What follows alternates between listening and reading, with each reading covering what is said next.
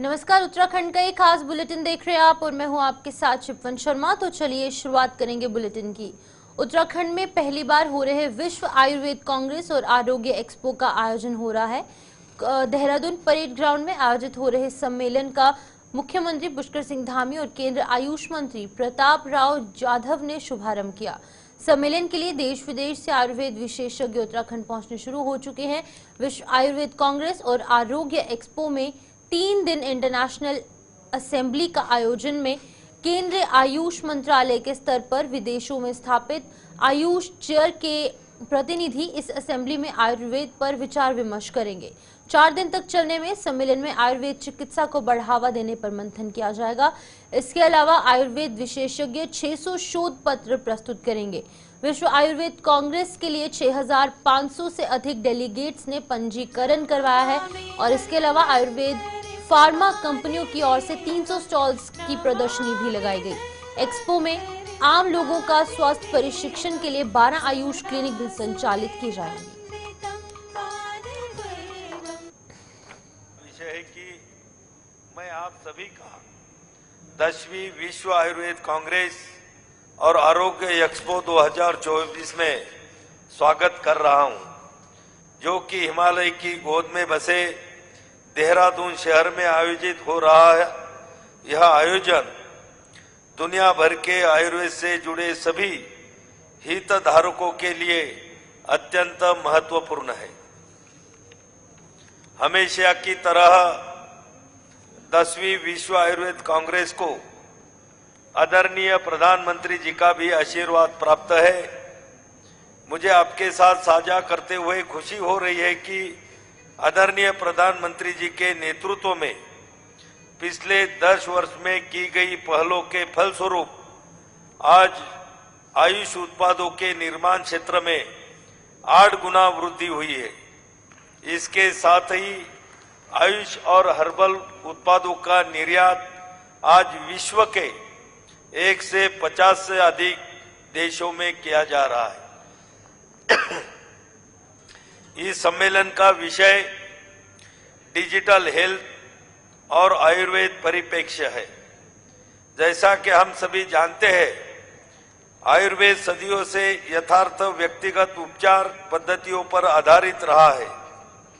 मुझे ये जानकर प्रसन्नता होती है कि आज के समय में आर्टिफिशियल इंटेलिजेंस, मशीन लर्निंग और अन्य डिजिटल टेक्नोलॉजी जैसे आधुनिक वैज्ञानिक उपकरणों के आगमन के साथ आयुर्वेद भी इन तकनीकों को अपना रहा है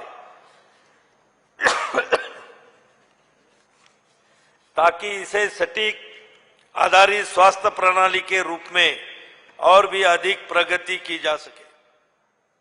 आज हम 5,500 से अधिक प्रतिनिधियों की उपस्थिति में यहाँ एकत्र हुए हैं, जिनमें 54 देशों से 350 से अधिक अंतर्राष्ट्रीय प्रतिभागी भी शामिल हैं। मुझे खुशी है कि इस सम्मानित सभा में ऐसे प्रतिभागी डिजिटल हेल्थ पर चर्चा करेंगे और आयुर्वेद पर इसके विभिन्न दृष्टिकोणों पर विचार विमर्श करेंगे। मैं आप सभी का दिल से आभार व्यक्त करता हूं कि आपने आयुर्वेद की शाश्वत ज्ञान को मनाने के इस ऐतिहासिक आयोजन में शामिल होकर सम्मानित किया है।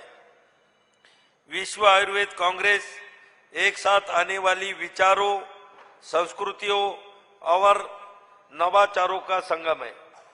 लगभग 150 वैज्ञानिक सत्रों और 13 सहायक कार्यक्रमों के साथ, जिनमें अंतर्राष्ट्रीय प्रतिनिधि सभा, गुरु शिष्य बैठक और औषधीय पौधों पर भी चर्चा शामिल है। हम विचारों और ज्ञान का एक गतिशील आदान प्रदान देखेंगे। आभार व्यक्त करता हूं कि उन्होंने विश्व आयुर्वेद के इस महासम्मेलन को, इस महायज्ञ को देवभूमि उत्तराखंड में आयोजित करवाने का निर्णय लिया। ये हमारे लिए बहुत ही गर्व की बात है कि देवभूमि उत्तराखंड और द्रोण की नगरी देहरादून में 50 से भी अधिक देशों के प्रतिनिधि और 6000 से अधिक विशेषज्ञ भाग ले रहे हैं और यहाँ पर आरोग्य उत्सव में लगाए गए 250 से भी अधिक स्टॉल आयुर्वेद की वैश्विक स्तर पर जो स्वीकारता है उसका यहाँ पर प्रमाण दे रहे हैं। ये सम्मेलन आयुर्वेद के क्षेत्र में परस्पर ज्ञान साझा करने व विभिन्न शोध कार्यों को बढ़ावा देने के साथ साथ सहयोग और व्यापार के भी नए अवसरों को भी सर्जित करेगा, उनको भी बढ़ावा देगा।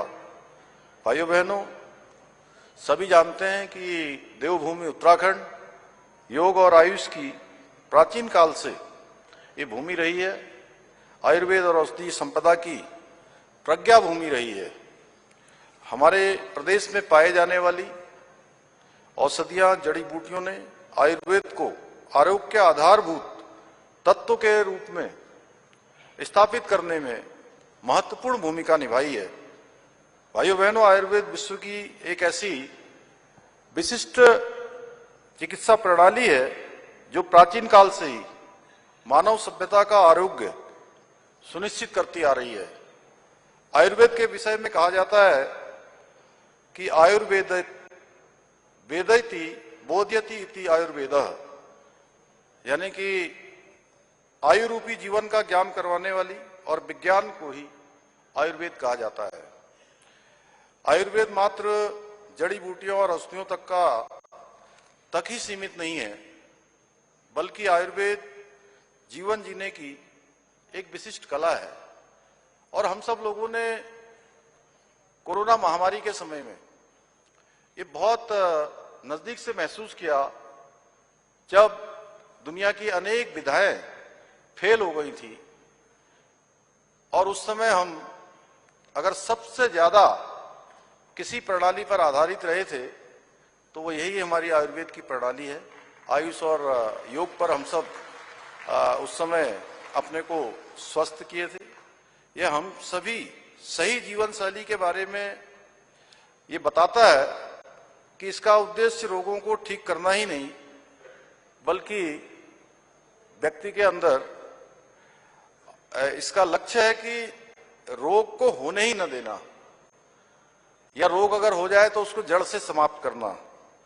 यह हम सभी के लिए गौरव का विषय है कि आदरणीय प्रधानमंत्री श्री नरेंद्र मोदी जी के दूरदर्शी नेतृत्व में गठित आयुष मंत्रालय आज हमारे इस प्राचीन विज्ञान को पूरे विश्व के अंदर आज नई पहचान दिला रहा है। पूरे विश्व के अंदर आज आयुर्वेद को मान्यता मिल रही है। केंद्र सरकार द्वारा संचालित राष्ट्रीय आयुष मिशन और प्रकृति परीक्षण अभियान जैसे विभिन्न कार्यक्रम आज शहरों से लेकर गांव तक आरोग्य स्थापित करने में धामी कैबिनेट ने राज्य खेल विश्वविद्यालय की स्थापना के लिए अध्यादेश को मंजूरी दे दी है। इसके बाद अब खेल विश्वविद्यालय के निर्माण की बड़ी अड़चन दूर हो गई है। बता दें कि राज्य खेल विश्वविद्यालय विधेयक को सरकार ने गैर सैन्य विधानसभा सत्र के दौरान पारित किया था, लेकिन राजभवन ने इस विधेयक पर कुछ आपत्तियां लगाते हुए इसे लौटा दिया था। इसके बाद अब राजभवन की आपत्तियों को दूर करते हुए इस विधेयक के अध्यादेश को मंजूरी दे दी गई। वहीं खेल मंत्री रेखा आर्य ने संशोधित खेल विवि अधिनियम को कैबिनेट की मंजूरी मिलने पर मुख्यमंत्री पुष्कर सिंह धामी और पूरी कैबिनेट का आभार जताया है। उन्होंने कहा कि अध्यादेश को मंजूरी मिलने से जल्द ही प्रदेश के खिलाड़ियों के हित में विवि की स्थापना का काम पूरा होगा। कैबिनेट में माननीय गवर्नर साहब की तरफ से जो विश्वविद्यालय एक्ट पूर्व में विधानसभा से पारित होकर गवर्नर हाउस पहुंचा था, उसमें गवर्नर हाउस की तरफ से कुछ आपत्तियां लगकर वापस विधायी को पहुंचा था और विधायी में पहुंचने के बाद में फिर विभाग के पास पहुंचा और रात मुझे आपको बताते हुए बेहद हर्ष हो रहा है और बात की बेहद खुशी है कि आज उस प्रस्ताव पर जैसे माननीय गवर्नर साहब के दिशा निर्देश थे, उसमें जो आपत्तियां थी उसका जो समाधान था, उसी अनुरूप जो है उसे अध्यादेश के रूप में विभाग ने प्रस्ताव बनाते हुए विधायी से उसे कराते हुए आज कैबिनेट के माध्यम से उसको अध्यादेश के रूप में जो है आज कैबिनेट ने स्वीकृति प्रदान करी। निश्चित रूप से जो संशोधन उसमें किए गए थे उस संशोधन को स्वीकार करते हुए आज कैबिनेट से स्वीकृति मिल जाने के बाद में शीघ्र गवर्नर हाउस जाएगा और मैं उम्मीद करती हूँ कि जल्द से जल्द जो है संशोधित हमारा यूनिवर्सिटी एक्ट गवर्नर साहब की अपेक्षा के अनुरूप जो है जल्दी ही राजभवन से स्वीकृति मिलेगी और निश्चित रूप से खिलाड़ियों के हित में जो यूनिवर्सिटी एक्ट हम लोग बना रहे थे वो अपना मूर्त रूप लेगा। ऐसा मुझे आज की इस कैबिनेट की बैठक के होने के बाद से पूरा विश्वास है और मैं आज माननीय मुख्यमंत्री जी का भी और पूरी कैबिनेट का बहुत धन्यवाद देती हूँ कि उन्होंने इस निर्णय को अध्यादेश के रूप में लाकर पूर्ण करने का काम। प्रदेश भर के सभी जिला अस्पताल और राजकीय मेडिकल कॉलेजों में ओटी टेक्नीशियन और सफाई कर्मियों के लिए सभी मेडिकल कॉलेजों के प्राचार्यों को आउटसोर्सिंग एजेंसी के जरिए नियुक्त करने के निर्देश दिए हैं। इस बात पर उत्तराखंड के स्वास्थ्य मंत्री डॉक्टर धन सिंह रावत ने कहा है कि ये कार्य प्राचार्यों को दिया गया है ताकि शासन की तरफ से कोई दिक्कत ना हो। साथ ही उन्होंने कहा कि अब हम हर अस्पताल में 4 से 5 मरीजों के लिए एक वार्ड बॉय भी तैनात कर रहे हैं और 10 मरीजों के लिए एक आयुष्मान मित्र को तैनात किया जा रहा है जो मरीज की पूरी सहायता करेगा। देखिए, आपने देखा होगा कि पहली बार इन 24 सालों में स्वास्थ्य विभाग में 100% हमने आशाएं दे दी हैं, 100% एनम दे दिए हैं, 100% अब हमने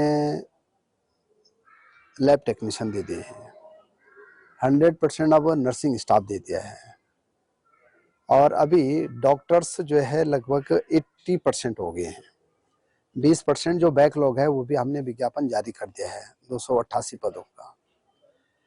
अब कई जगह डिमांड ये थी कि भाई हमको ओटी टेक्नीशियन चाहिए, हमको जो है जो सफाई के लिए जो है कार्मिक चाहिए, तो अब हमने इसके लिए भी हर डिस्ट्रिक्ट हॉस्पिटल को भी और मेडिकल कॉलेजों को भी आउटसोर्स एजेंसी बनाने के लिए कह दिया है कि वो आउटसोर्स से जो है नियमानुसार जितने उनको पद चाहिए, कहीं 300 चाहिए, कहीं 250 चाहिए, कहीं 500 चाहिए, तो हमने उनको बोल दिया है और ये अधिकार भी प्राचार्यों को दे रखा है ताकि शासन में जो है दिक्कत न रहे। तो मुझे लगता है कि सभी जगहों का विज्ञापन आ गया है और अब हम ये भी कर रहे हैं कि 4 से 5 मरीजों पे एक वार्ड बॉय दे रहे हैं ताकि मरीज को कोई दिक्कत न हो। 10 मरीज पे हम एक आयुष्मान मित्र दे रहे हैं। तो आयुष्मान मित्र इसलिए दे रहे हैं कि मरीज को जो है समय पे खाना मिल रहा है कि नहीं मिल रहा है। कई बार मरीज एकल रहता है, उसके तीमरदार उसके साथ में नहीं रहते हैं, तो हमें चाहते हैं कि आयुष्मान उस मित्र जो है उसकी पूरी सहायता करेगा। कई बार मरीज को एक जगह से दूसरे कमरे में शिफ्ट करना पड़ता है, तो आयुष्मान मित्र उसका पूरा काम करेगा। तो ये काफी चीजें हम लोग स्वास्थ्य के क्षेत्र में कर रहे हैं।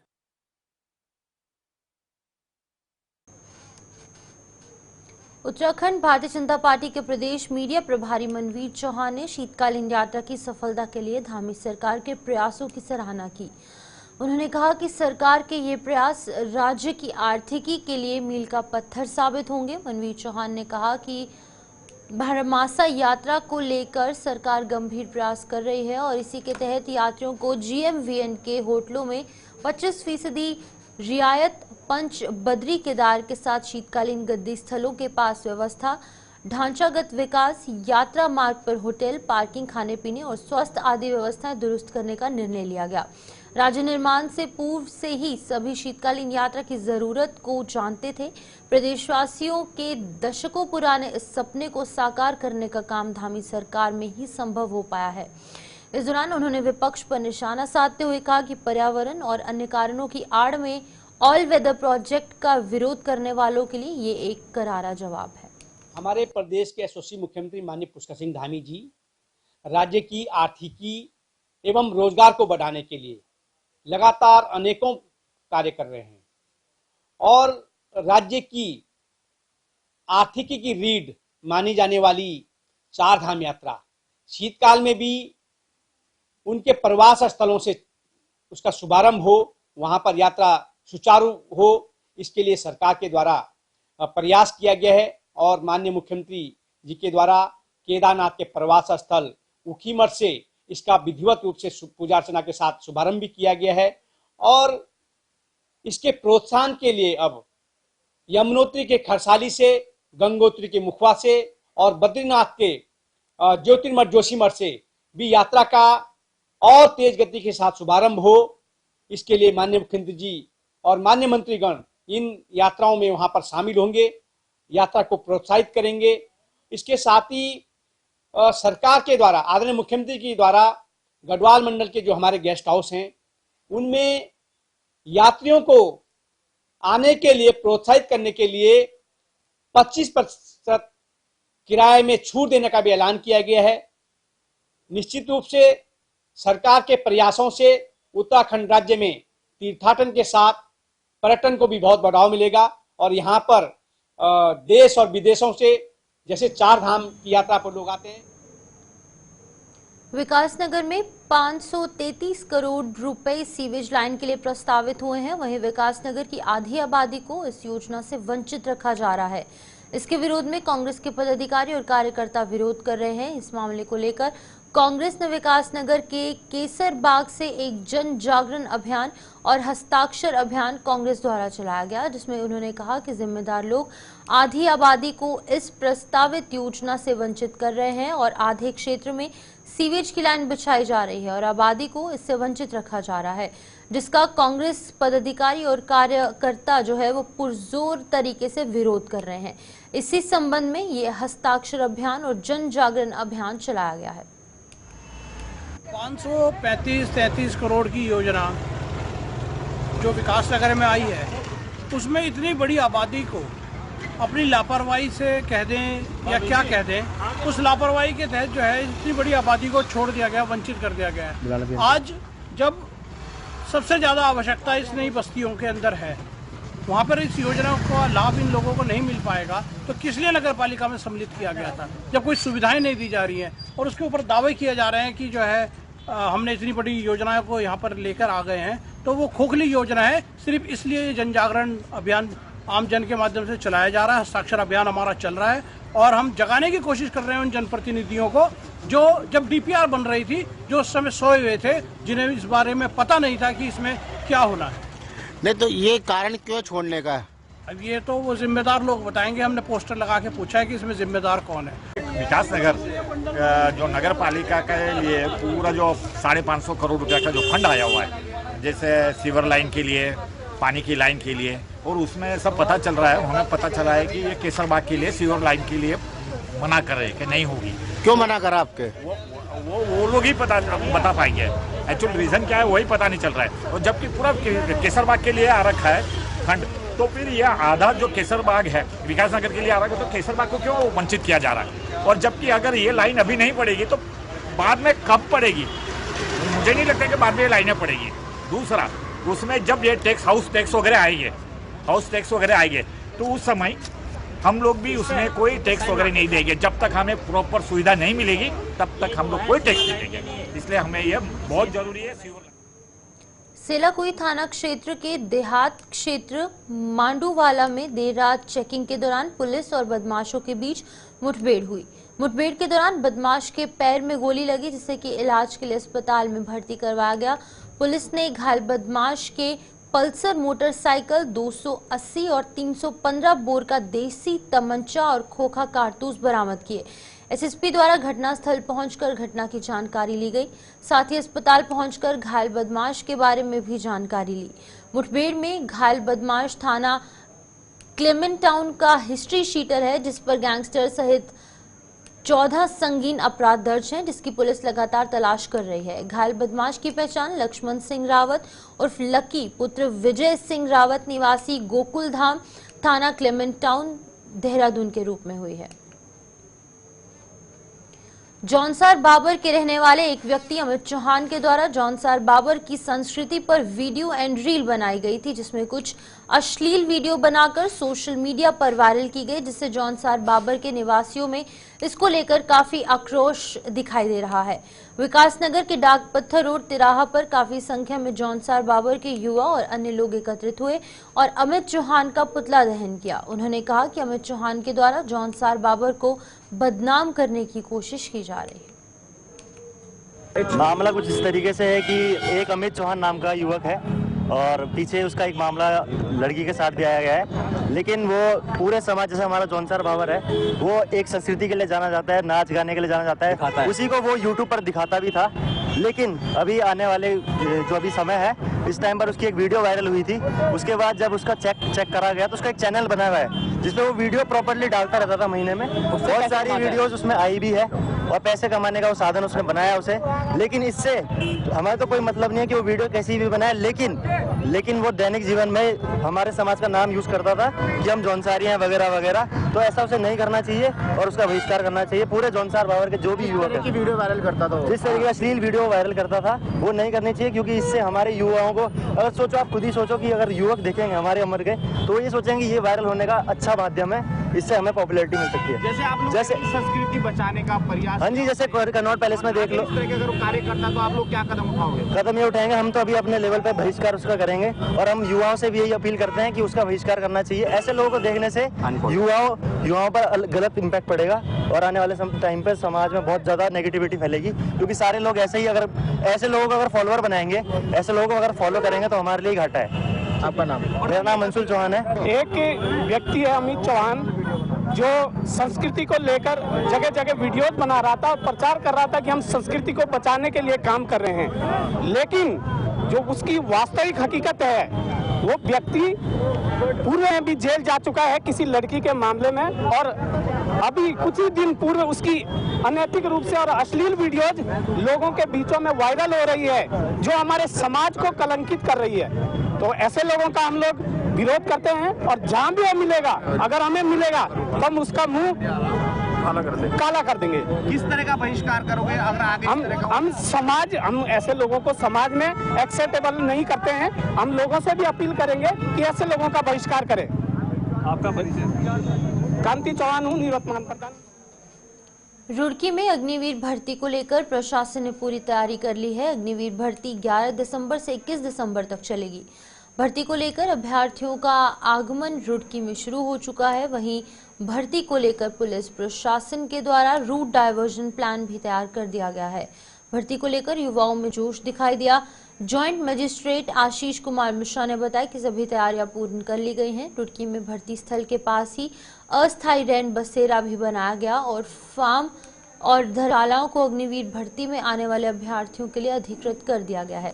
संबंधित अधिकारियों को दिशा निर्देश दिए गए हैं तथा कर्मियों की ड्यूटी लगाई गई है। साथ ही भोजन के पैकेट बांटने की व्यवस्था भी कर दी गई है।